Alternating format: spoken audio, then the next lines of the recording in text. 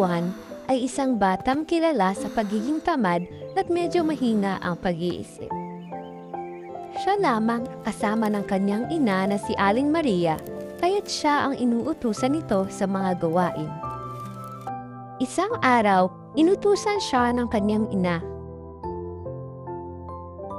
Juan, ipagbili mo sa palengke ang mga palayok na ginawa natin.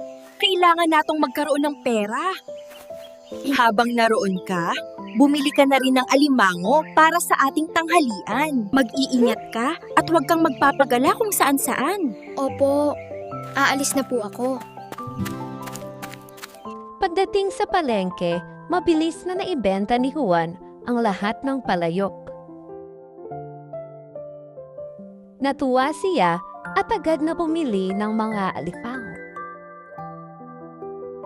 Masaya siyang naglakad pa uwi habang sumisipol.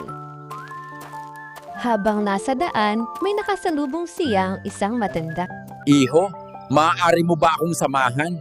Naliligaw ako at hinahanap ko ang center kung saang naroon ang aking apo.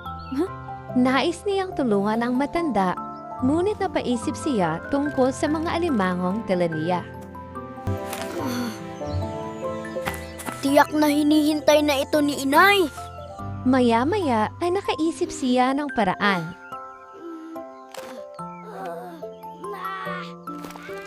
O kaya, umuwi na kayo sa amin. Sundan ninyo ang daan na to, tapos kumaliwa kayo sa dulo. Makikita ninyo ang aming bahay. Pagkatapos makawala ng mga alimango, sinamahan niya ang matanda. Nang makauwi si Juan kinahapunan, agad siyang sinalubong ng kanyang ina. Juan, bakit ngayon ka lang? Nasaan ang alimango? Naku inay, kanina ko pa po sila pinauwi. Sinabi ko sa kanila ang direksyon papunta sa bahay. Maliwanag naman po ang bilin ko sa kanila. Napakamot na lamang ng ulo si Aling Maria kahit siya ay naiinis.